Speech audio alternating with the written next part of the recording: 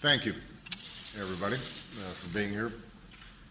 As we all know, our country has endured the deepest recession we've faced in generations, and much of the turmoil was caused by irresponsibility on the part of banks and financial institutions. Firms took reckless risks in pursuit of short-term profits and soaring bonuses, triggering a financial crisis that nearly pulled the economy into a second Great Depression. It was a little more than a year ago that we stood on that precipice. And several of the world's largest financial institutions had already failed, credit markets froze, and banks refused to lend. Trillions of dollars in household savings evaporated as stocks, pensions, and home values plummeted. And we were losing hundreds of thousands of jobs each month. It was at this time that many large financial firms, those left standing, teetered on the brink of collapse, overwhelmed by the consequences of their irresponsible decisions. Now, even though these firms were largely facing a crisis of their own making, their failure could have led to an even greater calamity for the country. So the Federal Reserve and other agencies took emergency measures to prevent that outcome. And the previous administration started a program, the Troubled Asset Relief Program, or TARP, to provide these financial institutions with funds to survive the turmoil that they had helped unleash. It was a distasteful but necessary thing to do. Now, we've worked over the last year to manage this program effectively, to hold firms accountable, and to recoup as much tax money as possible. Many originally feared that most of the $700 billion in TARP money would be lost. But because of the management of this program by Secretary Geithner and my economic team, we've now recovered the majority of the funds provided to banks. As far as I'm concerned, however, that's not good enough. My commitment is to the taxpayer. My commitment is to recover every single dime the American people are owed. And my determination to achieve this goal is only heightened when I see reports of massive profits and obscene bonuses at some of the very firms who owe their continued existence to the American people. Folks who have not been made whole and who continue to face real hardship in this recession. We want our money back, and we're going to get it.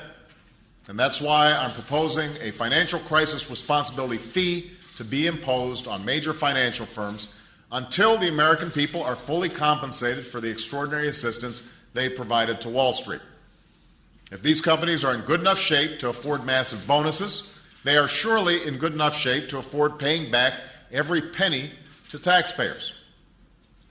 Now, our estimate is that the TARP program will end up costing taxpayers around $117 billion.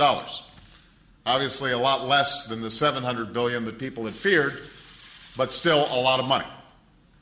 The fee will be in place for 10 years or as long as it takes to raise the full amount necessary to cover all taxpayer losses. This will not be a cost borne by community banks or small financial firms.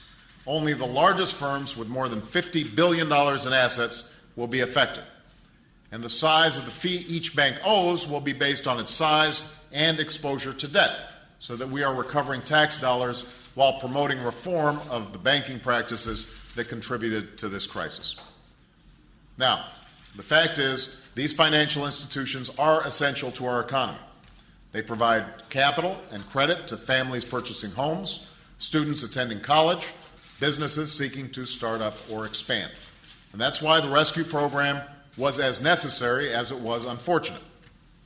And that is why, through this fee and broader reforms that we seek, our goal is not to punish Wall Street firms, but rather to prevent the abuse and excess that nearly caused the collapse of many of these firms in the financial system itself.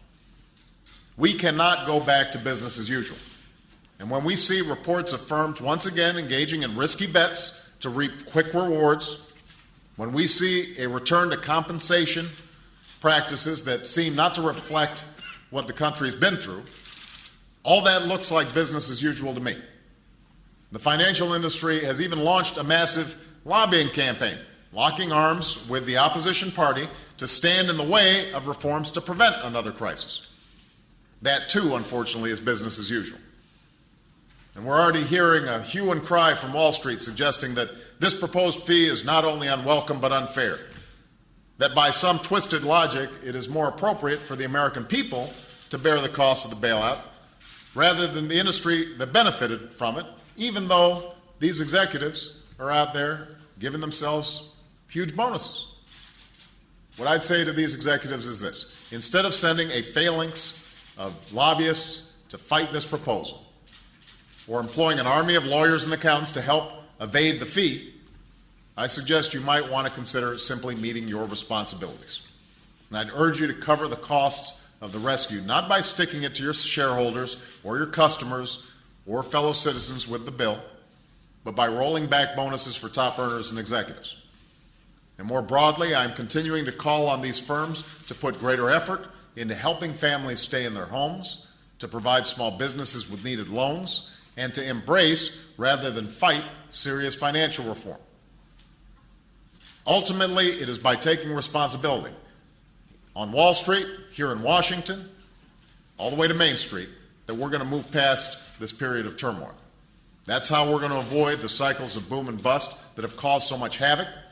That's how we're going to promote vibrant markets that reward innovation and entrepreneurship and hard work. That's how we're going to create sustained growth without the looming threat of another costly crisis. That's not only in the best interests of the economy as a whole, it's actually in the interests of these large banks. So I'm going to be working closely with Congress on this proposal. And on behalf of the American people, I look forward to signing it into law. Thank you very much.